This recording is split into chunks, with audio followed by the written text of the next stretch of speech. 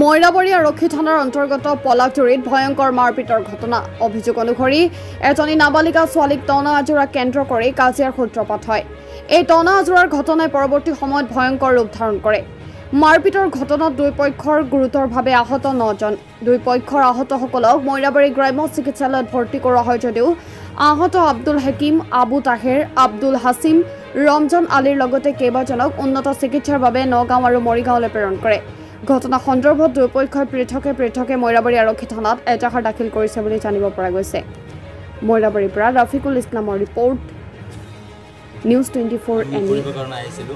কাইলৈ ৰাতি তাৰপিছতে মানে আমিতো তেহেঁতৰ কাণ্ড কি কৰিছে নাজানো। আমি মানে ল'ৰাই ছোৱালীক ভাল পাব বিচাৰে।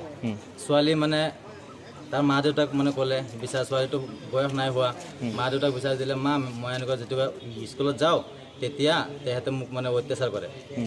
এই ঘৰৰ ল'ৰা। তাৰপিছতে আপোনালোকৰ ঘৰ ক'ত? আমাৰ ঘৰ নিগম।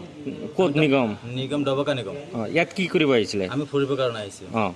তাৰপিছতে ৰাতি বিচাৰ দিলে, দেৱাৰ পিছত তেহেঁতে ছোৱালীৰ মা দেউতাই ৰাতিপুৱা গৈ পেলাই ক'লে যে এনেকুৱা কথা, তোমাৰ ল'ৰাটো এনেকুৱা অত্যাচাৰ কৰি আছে। তাৰপিছত মা দেউতাই ক'লে ঠিক আছে, মই দেখিম। দেখাৰ পিছত ল'ৰাটো শুনিলে।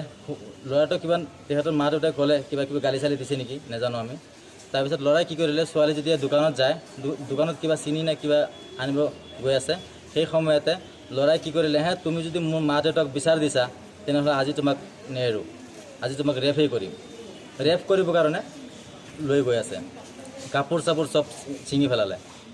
তাৰপিছত যেতিয়া ছোৱালী হাল্লা চিল্লা কৰিছে, হাল্লা চিল্লা শুনাৰ পিছতহে আমি আহিছোঁ। পিছত আপোনালোকক কি মাৰধৰ কৰিলে? আমাক মাৰধৰ কৰিছে। আমাৰ 3জন জখম হৈ আছে, চিৰিয়াছলি হৈ আছে, আৰু ময়ো জখম হৈ আছোঁ, কিন্তু মোক লৈ মেলি 4জন। 3জন ক'ত আছে এতিয়া? 3জন মৰিৰাবাৰী হস্পিটেল আছে। ৰেফাৰ দিছে নেকি ইয়াৰ পৰা? ৰেফাৰ দিছে।